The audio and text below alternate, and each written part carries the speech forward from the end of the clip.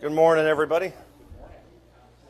As you can tell behind me, we are going to be talking about how to think about the Bible, and this is not my favorite class, but it's up there. It's talking about history, and this is not going to be what you would typically think about when we talk about the history class, about how to investigate the history of all that stuff. That's not really what this is going to be about. It is going to be about how to think about it in historical context. So that's going to be kind of the main gist for this morning as we progress through it, how to take all the different factors into it and consider what the text is actually saying. That's what I want us to focus on here this morning. Before we get started, though, we'll have our opening prayer, and I don't remember who has it. So, Cody, thank you. Very good.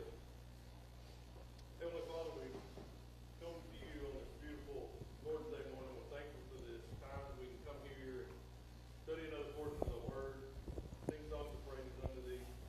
We're thankful for the ones of our number that are able to be with us this morning to study the Bible. We pray for our teachers this morning. They may have the ready recollection of the things that they have prepared. We're always thankful for them as they teach our young ones. We pray for the ones of our number that are unable to be with us this morning, but whatever hindrance may be lifted, they may be back with us the next point in time. We're thankful. Thankful for Brother Cook and all the work that he does here and the lessons that he brings forth. All these things we ask in Christ's name. Amen. Thank you. Let me ask you this question as we begin. Why is it important to discuss historical context surrounding books of the Bible? Or is it? I guess you can ask that question. I didn't get any amens. I really thought somebody would be like, yes, 100%. Go ahead.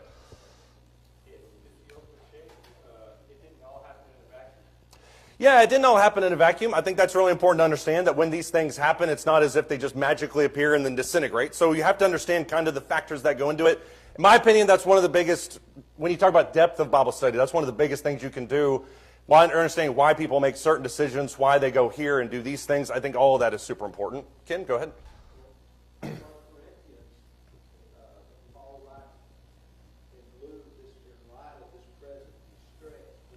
Right.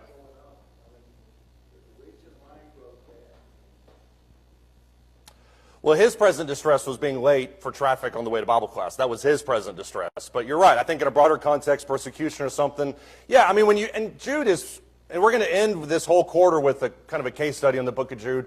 But Jude changes his whole discussion about what he wants to talk about because of a present distress. And so the question is, what is it that's really grabbing him? What is the gripping issue that's at stake? So yeah, I think when you hear that, you have to stop and think, well, what's he talking about? Then reorient, move forward. What else is important? Yeah, Paul?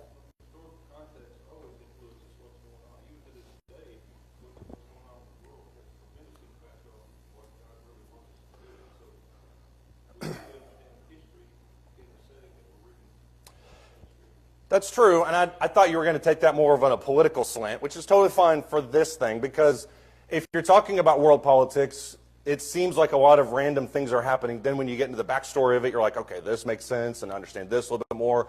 And the same is true for Scripture. Why is it that these two nations are at odds with each other? Well, it's because of this. So I think that's really important.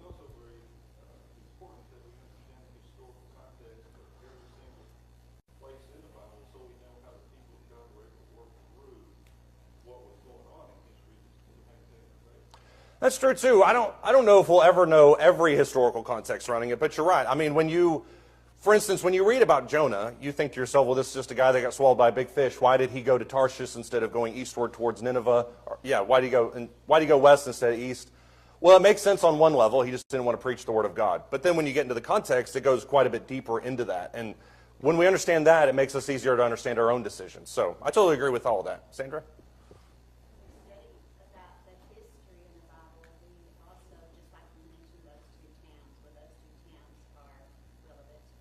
Right.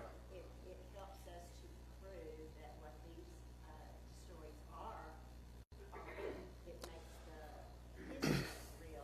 Right. That we can confirm that the world at that time, the world now, and it's more like proof.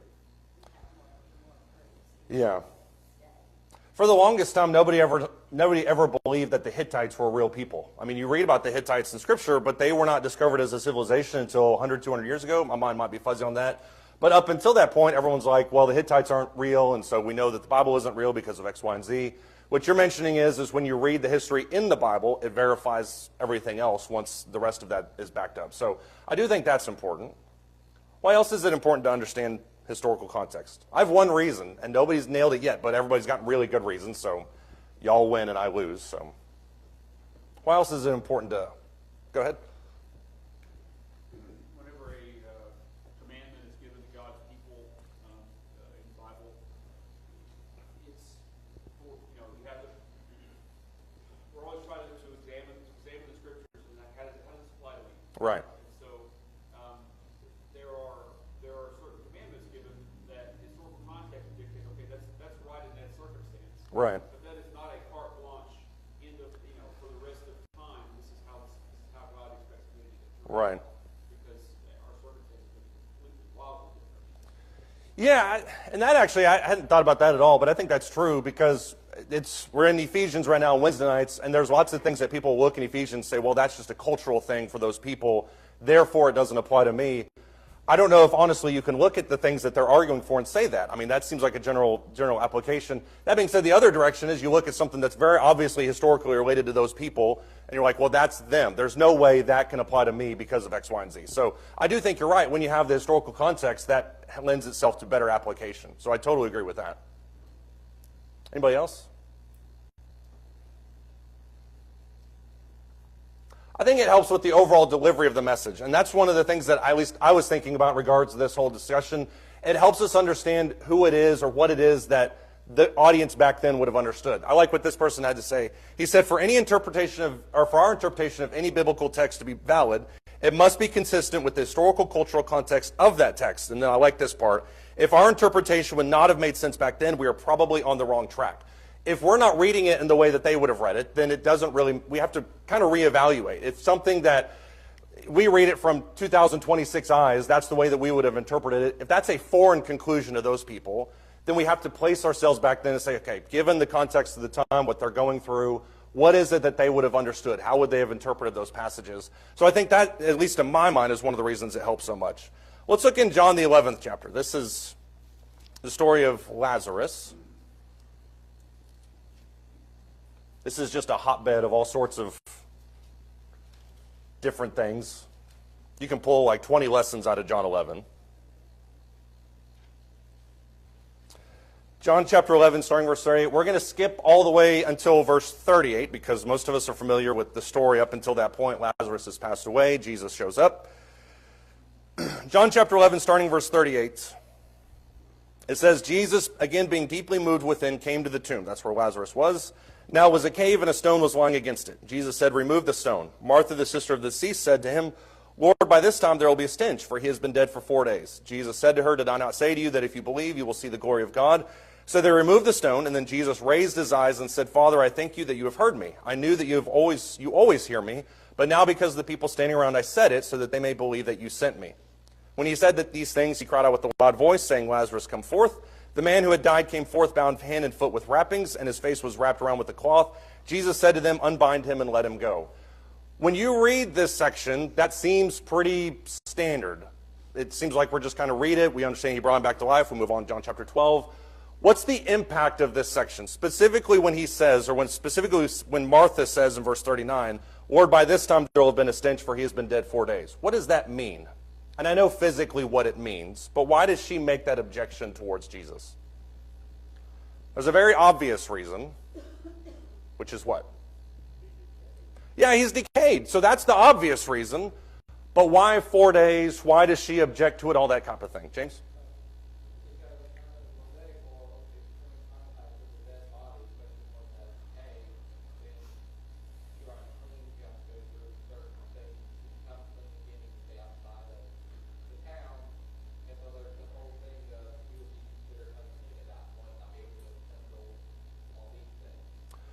That's true to a certain extent, although unless you're a Pharisee, which Pharisees had stipulations against even shadows passing over tombs, which that's evident from what Jesus says about whitewashed tombs. That's the whole context around that idea. But an average person would not have considered the law in that way. They would have rolled the stone, which is exactly what Jesus asked for, looked inside, rolled it back, and said, okay, we rolled away the stone. That's the problem, or we did exactly what you said. The stench can't be the only thing. And that's why I think this is an interesting thing, is because, yes, it would have been pungent. Roll away the stone, that smell comes out. But that seems like a really shallow objection when these people already understood about the resurrection. Think about where Martha and Mary are already considering this from. Martha and Mary believe in the resurrection. At least Mary does. You can see that from the text there. So why do they have such a, quote, shallow objection to something that Jesus says for them to do? Go ahead.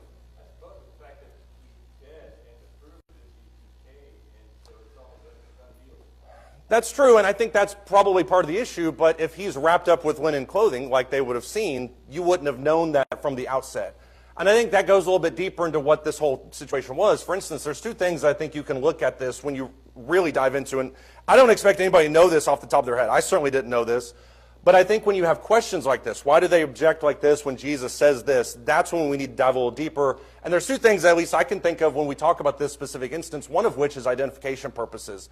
The Jews had a very firm identification process by which if somebody was dead, they waited generally 3 days before they eventually buried them and kind of closed the door on that, metaphorically speaking.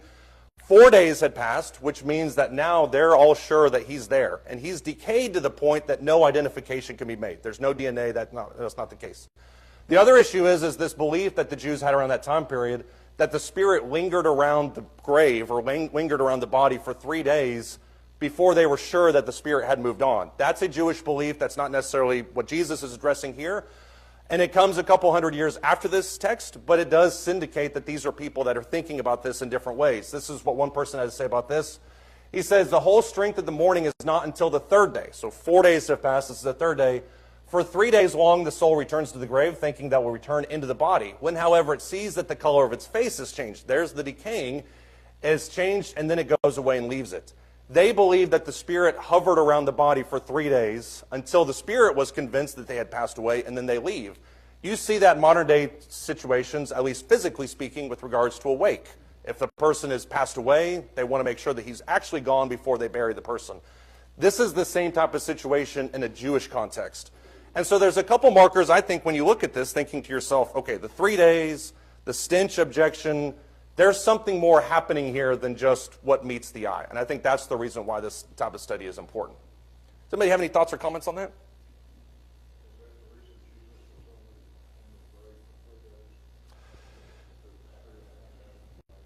So if you ask Jesus, he would attribute it to the sign of Jonah. So that's what he would say. But the same type of physical resurrection with Lazarus, I mean, if he's been dead 3 days, he comes back fully whole. Same with Jesus, more or less with the nails in his hands. But yeah, I mean, I'm sure it's probably similar. Yeah. Does anybody else have any thoughts? Yeah, John?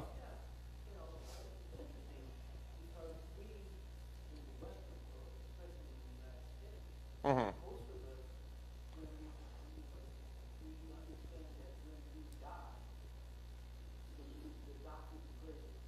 Mm-hmm. Right.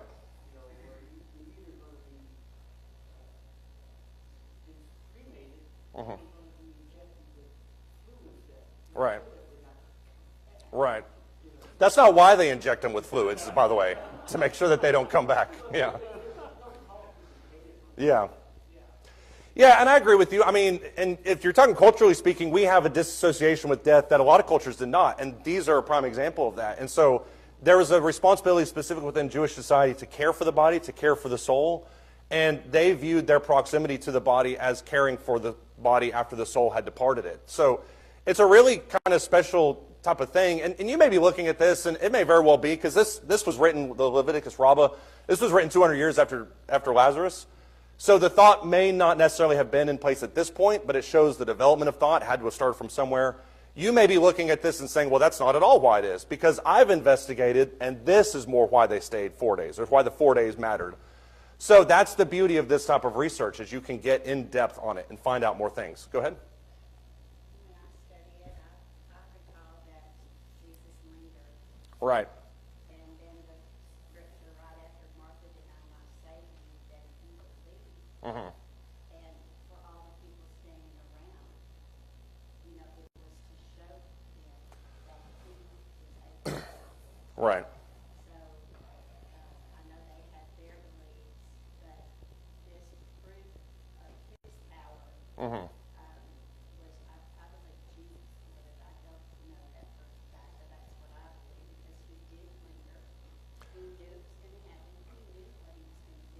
Right.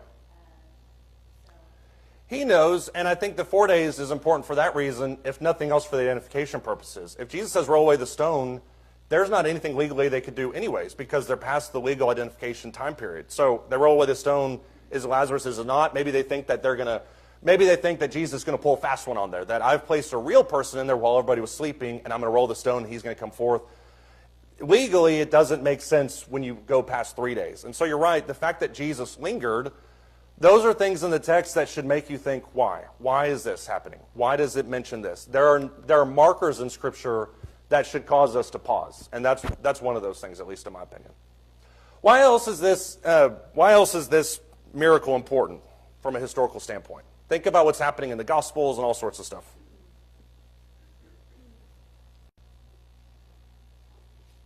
Why is the proximity of this story important, happening in Bethany?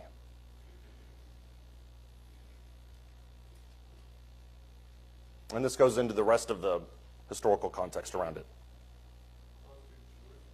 It is close to Jerusalem, exactly. And that's something that John brings up. If you look in John chapter 11, verse 45, it says, therefore many of the Jews who had came to Mary saw what he had done, believed in him. But some of them went to the Pharisees and told them the things which Jesus had done. There's that proximity. If we don't understand the geographic impact of this, then the weight of the story kind of falls flat.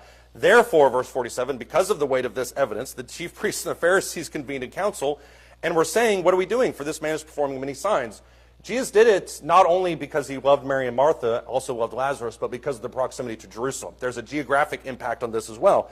If you jump down to chapter 12 and verse 9, this kind of story continues further. John chapter 12 verse 9 says, the large crowd of the Jews then learned that he was there, and they came not only for Jesus' sake, but that they might also see Lazarus, who he had raised from the dead. But the chief priests planned to put Lazarus to death also. So not only were they after Jesus, they were also after him, because on account of him, many of the Jews were going away and were believing in Jesus. If you just read John 11 and 12, you think, great miracle, now the crucifixion. That's not the way the text formulates this. What is the text showing us with the proximity of Bethany towards Jerusalem, this miracle at this time? What is it showing us?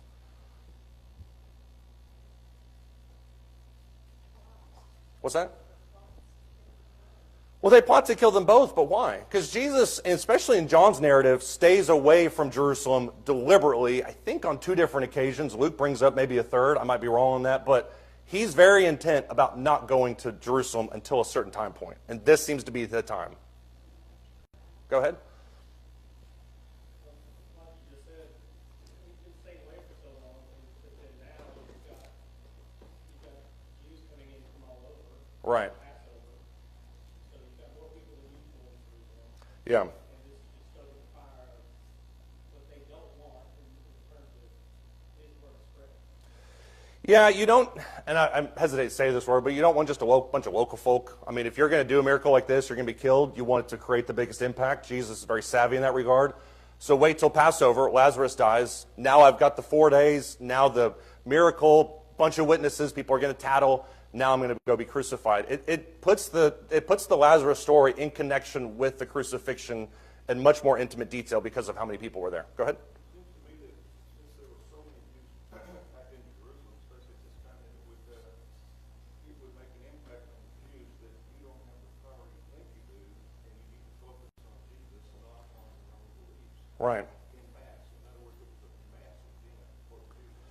Yeah, it's going to shake a lot of people up, and you can almost imagine those pilgrims that Nathan was talking about, they're walking by hearing about this. I mean, the road goes right by Bethany, and so as you're at the Get It Quick, not getting gas, because Get It Quick hasn't had gas in 20 years, but if you're getting gas at the gas station, some guy rolls up and he's like, man, you're not going to believe what just happened in the cemetery.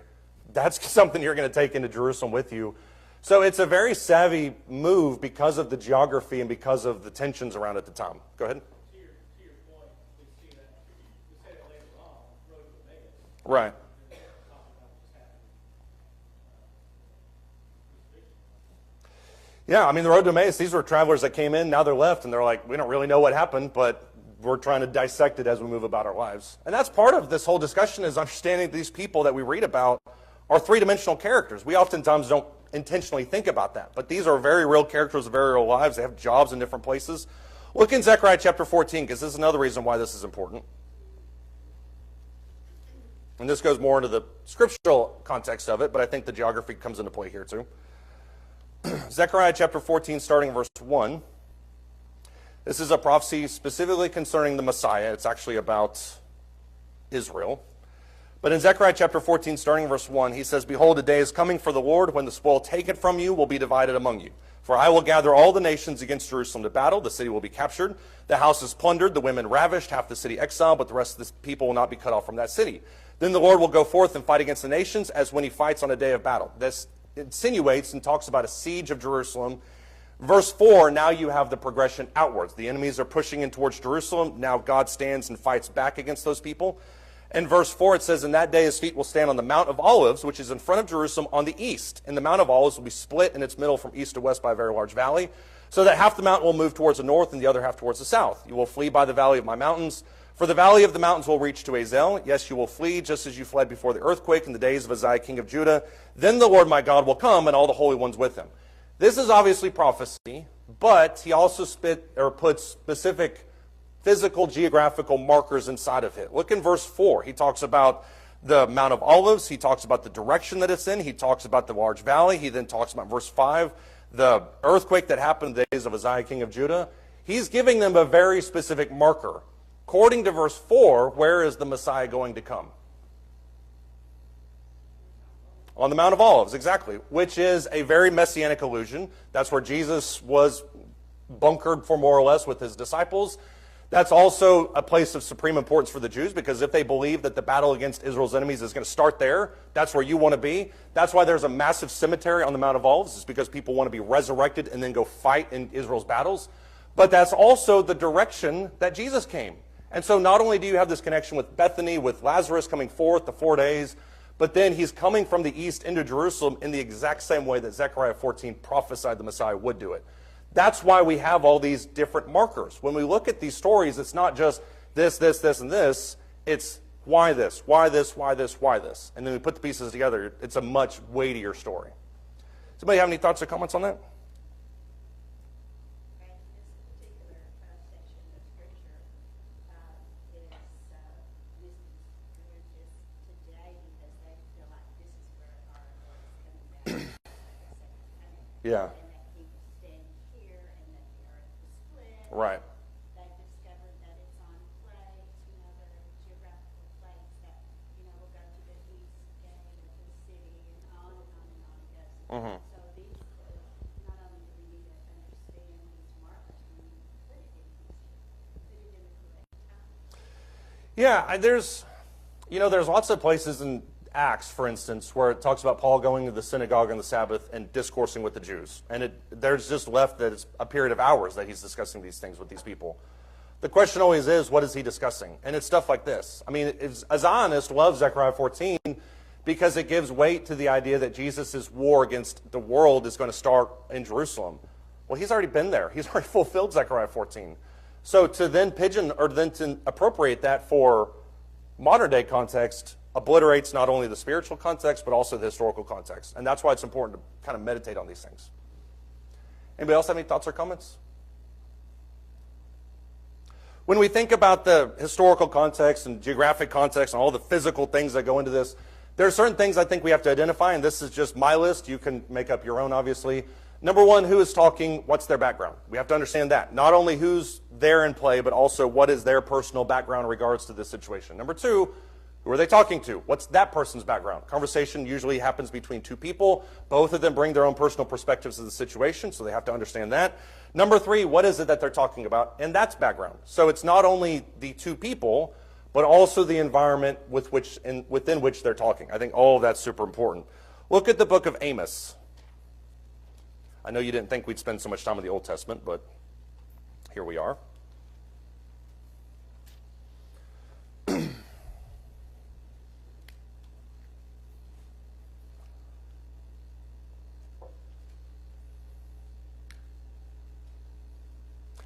Amos chapter 7, starting in verse 10.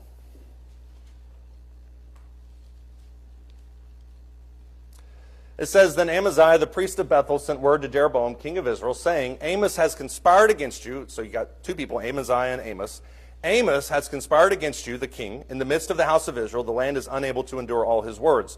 For thus Amos says, Jeroboam will die by the sword, and Israel will certainly go from its land into exile. Then Amaziah said to Amos, Go, you seer, flee away to the land of Judah.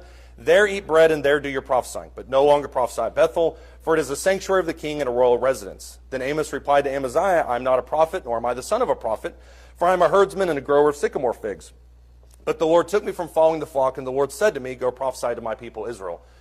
This is either the best part to jump in on Amos or the worst part. I'm not really entirely sure. But regardless, it answers the first question very well. Who is it that's talking? Amaziah and Amos are both talking. I guess who's the book about? That's who would be the answer to this question. Who's talking at the end of that section, verses 14 and 15? Amos is, exactly. What is Amos?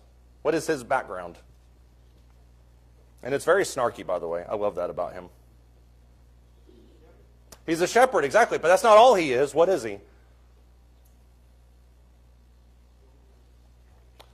A grower or a gatherer of sycamore figs. And so he's telling you, not only am I not qualified to hold the position that I am right in front of you, but I am probably the least qualified person because I don't come from this prophetic class. I'm not a prophet. I'm not the son of a prophet.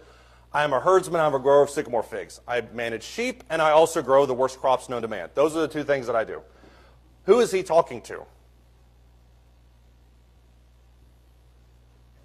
Amaziah. If he's saying this about himself, and Amaziah is in the presence of the king, what can you deduce about Amaziah?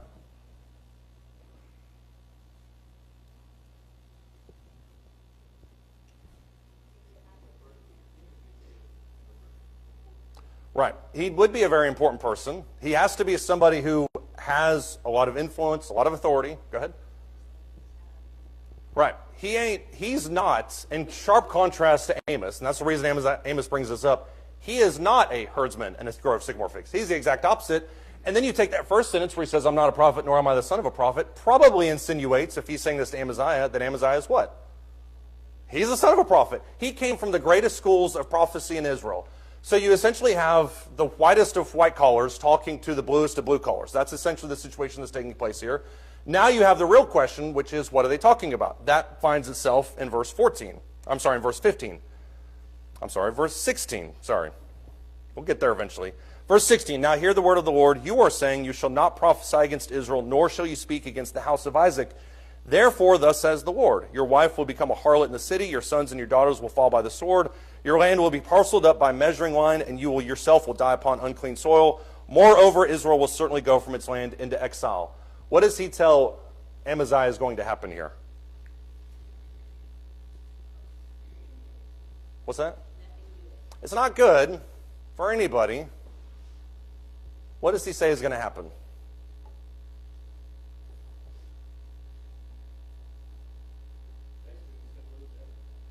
He's going to lose everything. Yeah.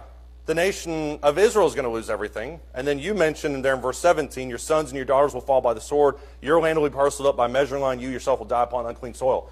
If that's what they're talking about, why is identifying the two classes of people important?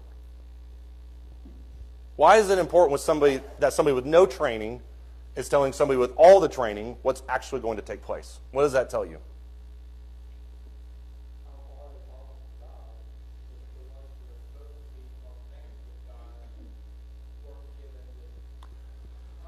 Right.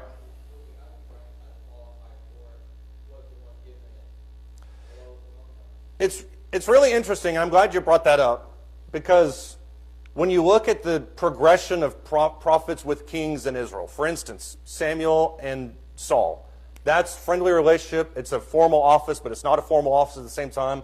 But nevertheless, they're in somewhat close contact to each other. You progress further to to David. Nathan shows up. He obviously has a relationship that's built in there. You progress even further, you can see how prophets kind of operate adjacently to the people. But more importantly, what the issue is here specifically is that he's prophesying in Israel. Israel was the nation that departed. Jeroboam set up his own prophets. So not only do you have that close proximity that's carried over from earlier times, the people that are close to him are people that are of their own religion, of their own ideas, of their own beliefs. So you've got that person in charge here in his ear. Go ahead.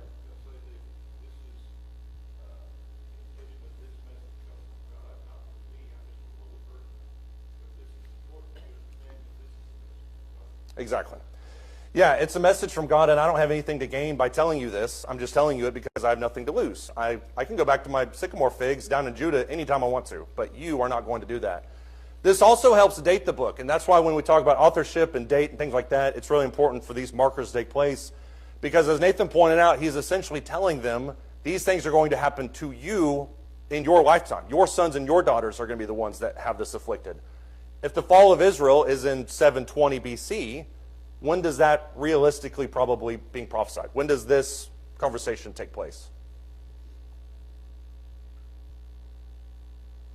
At least within a duration before that. Yeah, let's ballpark at 20 or 30 years, 750, 740, something along those lines. So it helps with these markers to say, okay, if this is happening here, then we know the date of this book has to happen around this time period. That helps with that context as well. Anybody else have any thoughts or comments? I'm going right and I'm going left, so I don't want to miss anybody in the middle. Go ahead. Also, according to verse 17, kind of do what is the Catholic teaching of priesthood and marriage. Because it says your wife, and he's talking straight to Amaziah. Mm-hmm. And since Amaziah is a priest, Mm-hmm. and the Catholics say priest can't be married, what does that mean? It does. I mean, to play the devil's advocate, which I love to do with you specifically because it's so much fun because I know you'll antagonize me back. But to play the devil's advocate on that, this is a different religion, Judaism to Christianity, but also the no marriage thing didn't happen until 1,000 years after Jesus. So you're talking about quite a bit of separation. And for a third point, I think the Catholic Church has had talks about doing away with that practice. So it's not something as much doctrinal as much as it is tradition that became doctrine. But you're right. I mean, it does, in theory, obliterate that whole idea. Yeah.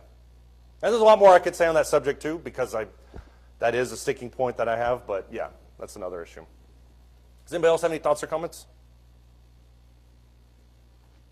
Let's go to Ruth now, if you will.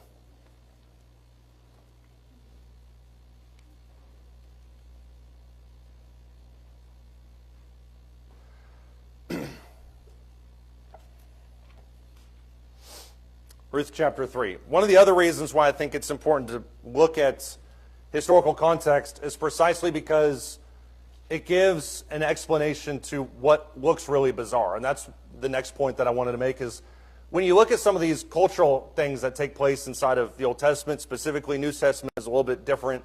But when you look at it, you're thinking to yourself, why is it that this is happening? If you look in Ruth chapter 3, starting in verse 1, the backstory leading up to this, Ruth has been widowed. She's living with her, her ex-mother-in-law? I can't remember exactly specifically what it is. My memory is failing me right now. But she's with her mother-in-law, Naomi. Naomi sends her to go to Boaz because they're obviously in a really tough situation, two widowers in that time period. So Naomi sends her to Boaz, and that happens in chapter 3 and verse 1. Naomi, her mother-in-law, said to her, "My daughter, shall I not seek security for you, that it may be well with you? Now is not Boaz our kinsman, with whose maids you were? Behold, he winnows barley at the threshing floor tonight. Wash yourself, therefore, anoint yourself, put on your best clothes, and go down to the threshing floor. But do not make yourself known to the man until he has finished eating and drinking. It shall be when he lies down that you shall notice the place where he lies, and you shall go in and cover his feet and lie down, and he will tell you what you shall do." And she said to her, "All that you say I will do." What is Naomi doing in this situation? Go ahead. She's creating an introduction. They did not meet on Match.com. They met in the fields. So you're right. But what is she doing? What else is she doing besides that? Because they had already kind of met at some point, I think. Everybody looks at chapter 2 to see if that's true. I don't know. I think so. I was really hoping somebody would say that. Senator, what did you say? It's kind of, and it is.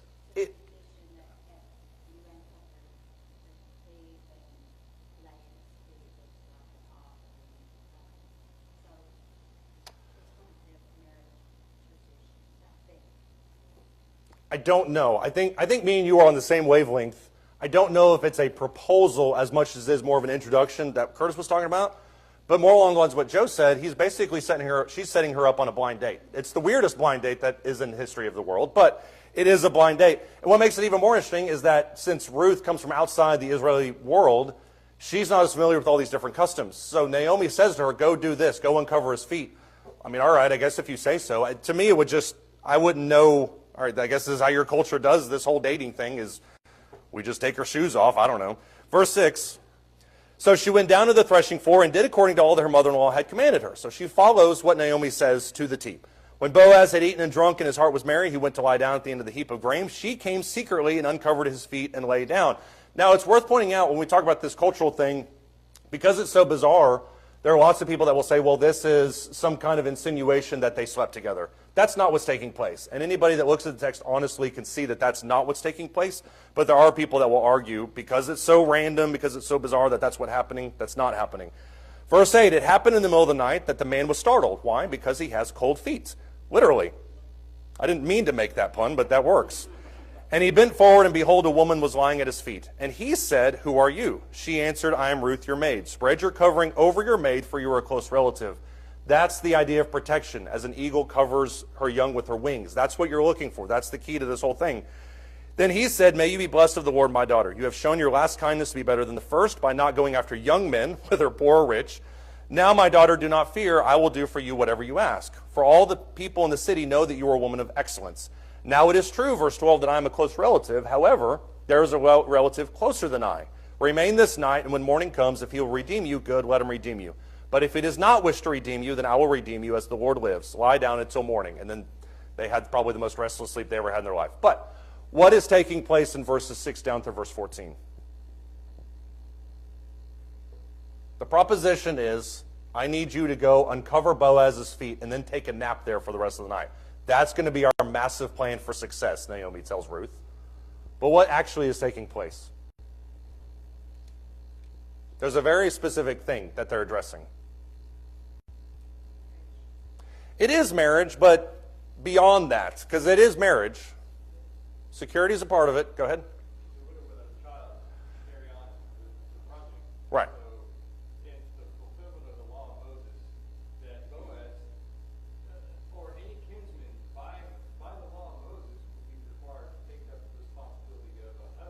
Right. Right. If Ruth has been married inside the Israeli world, or Israelite world, then if he dies, or if her husband dies, then technically she is a part of that community. And by law, she then needs to be protected, quote unquote, by somebody else to raise up children in the name of him, in the name of the person that's passed away. That's called levirate marriage. And so what she's essentially doing is look, you are the closest relative that I have. And the reason he says in this situation that you didn't go after young men, whether older or whether rich or poor, you did what the law required of you, that's really where the crux of it lays. His objection comes in verse 12. Now, it is true that I'm a close relative. However, there is a relative closer than I am. So I agree with what you're saying here, Ruth and Boaz, that you need to be redeemed because of your status. But we have to make sure we follow the law and go further and make sure that the law is actually taken care of. When you get to the 4th chapter, this takes place. Chapter 7, that was the custom in former times, and this is another bizarre cultural ritual. Now this was the custom in former times in Israel concerning the redemption and the exchange of land to confirm any manner. A man removed his sandal and gave it to another, and this was the manner of attestation in Israel. So the closest relative, the person that Boaz pointed to, said to Boaz, buy it for yourself, and he removed his sandal. Then Boaz said to the elders and all the people, you are witnesses today that I have bought from the hand of Naomi all that belonged to Elimelech and all that belonged to Chilion and Mahlon. That's the sons and Naomi's husband in chapter 1. Moreover, verse 10, I have acquired Ruth the Moabitess, the widow of Mahlon, to be my wife in order to raise up the name of the deceased on his inheritance, so that the name of the deceased will not be cut off from his brothers or from the court of his birthplace. You are witnesses here today. Why do they exchange shoes? It is a contract, but why shoes? And you're exactly right. And it's very clear in the text. This is the custom. But where did that custom come from? If you know, you can teach the class, because I did not know, and I needed to look it up. Where did shoes come from? Does that seem bizarre to anybody else? Go back to Deuteronomy chapter 25. These are one of those markers that we were talking about earlier. When something like this happens, you can just ask yourself the question, why shoes? That should be the theme if we were making t-shirts for today. Why shoes? Deuteronomy chapter 25, starting in verse 5. This is the levirate marriage that we were talking about earlier. When brothers live together and one of them dies and has no sons, this is Deuteronomy 25 and verse 5, the wife of the deceased shall not be married outside the family to a strange man. Her husband's brother shall go into her and take her to himself as a wife, perform the duty of a husband's brother-in-law. It shall be that the firstborn, whom she bears, shall assume the name of his dead brother, so his name will not be blotted out from Israel. It's worth noting, by the way, that's what's happening between Ruth and Boaz. But in the genealogy of Jesus, Jesus bears the name of Boaz, which means that the lineage comes through the second, third, fourth, fifth son, whatever son it was, but it's not the first one. That's very intentional too. But if the man does not desire to take his brother's wife, then his brother's wife shall go up to the gate of the elders and say, my husband's brother refuses to establish a name for his brother in Israel. He is not willing to perform the duty of the house of the husband's brother to me. The elders of his city shall summon him and speak to him, and if he persists and says, I do not desire to take her, then his brother's wife shall come to him in the sight of all the elders, pull his sandal off his foot, and spit in his face, and she shall declare, thus is done to the man who does not build up his brother's house. In Israel his name shall be called the house of him whose sandal is removed. That's where this whole thing comes from, at least to the best of my understanding. And so how it had morphed from Deuteronomy to Ruth is anybody's guess, because in Deuteronomy at that point it was meant to be dishonor and shame. You're not willing to perform your vow. When you get to Ruth, it's just an exchange of sandals. So the tradition over time had evolved to something that meant roughly the same type of thing, doesn't have necessarily the same impact. I think that's one of the more bizarre cultural rituals that's worth exploring. But it makes sense when you look at the context of all of this. Let's do this with one more, because we have 6 minutes, I think. Luke chapter 15, the prodigal son walks up to his father and demands the inheritance. Why does he demand his inheritance? Most of us are familiar with the story, but it's up there, obviously, if you want it. Why does the prodigal demand his inheritance? Because he wants to spend it. Well, it was exactly right, yeah. I mean, that's why I would demand my inheritance if I had plans for it. Go ahead.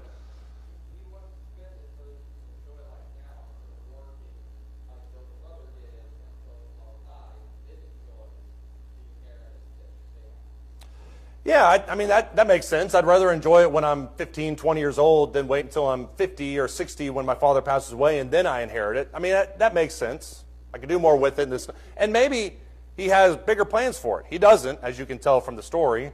But maybe I think I can make more money if I invest it or do more with it or whatever his argument may be. Why does the prodigal demand his inheritance?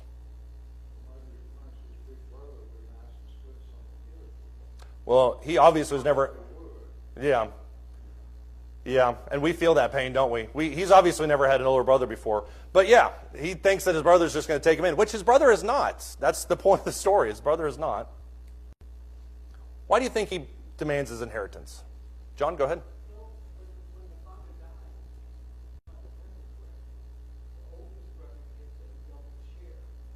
Mm-hmm. Right.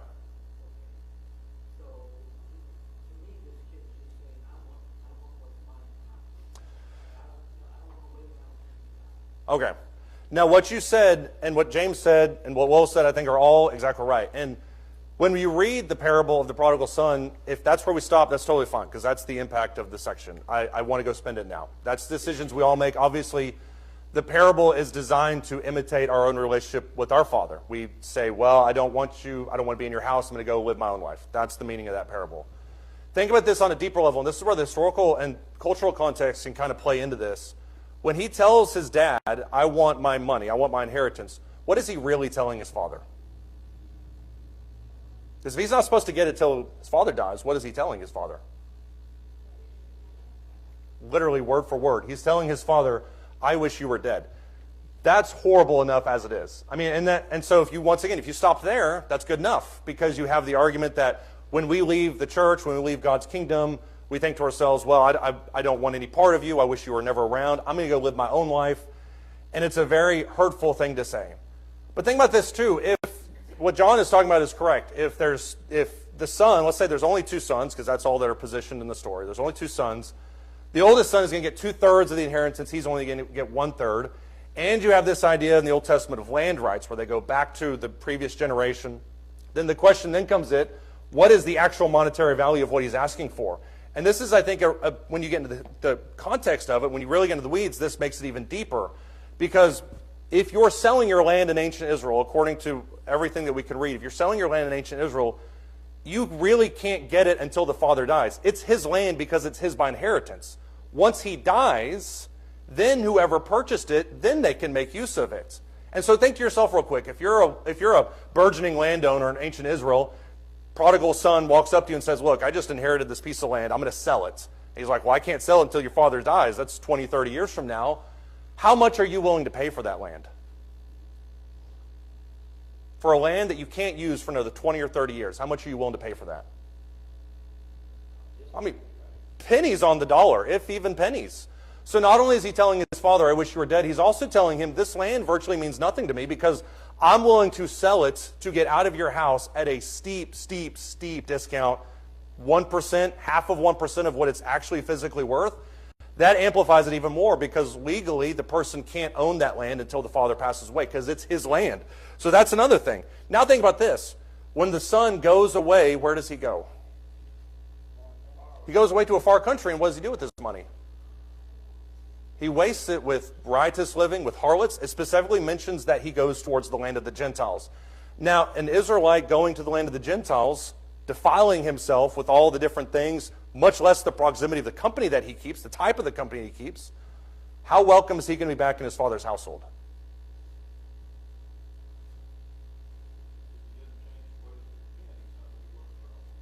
So you're right. In a perfect world, if he changes his ways and repents, he should be welcome. If he doesn't, then he shouldn't be welcomed at all. And you're exactly right. Curtis, go ahead. Right. Right.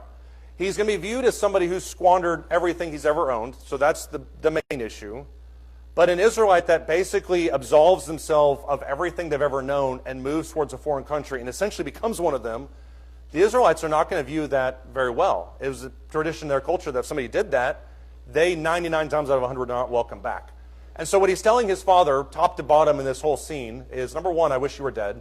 Number two, this land means nothing to me because I'm willing to sell it at such a steep discount that it basically devalues itself into nothing. And number three, I'm not coming back. My plan when I'm going to this place is for me to leave you entirely. When you look at this parable through the cultural context, the historical context, that parable carries so much more weight because it shows on multiple levels what Jesus is doing here with saying all these different things. He's not just amplifying the surface emotion, he's amplifying the religious emotion in the minds of these people. And so this is a parable that I think we all know. We could probably recite it, at least summarize it. But when you look into the context of it, it carries a lot more weight. And it reflects even more our relationship that we have with our God. Somebody have any thoughts or comments? Yeah.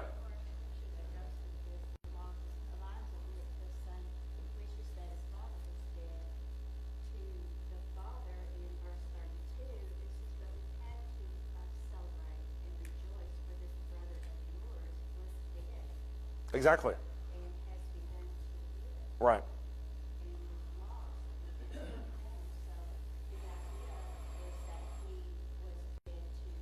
Right.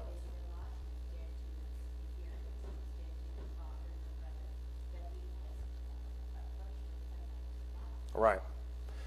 Yeah, and that phrase is another marker. If he says he's dead and has been come back to life, he's lost and now he's found. Why does he say that? Why does he consider him dead? Well, because culturally he was dead. In the minds of everybody in the community, he was gone. So there's things like that that I think are really important. Next week, we're going to talk about antagonizing the text, which is the one I've been looking forward to. Thank you, everybody.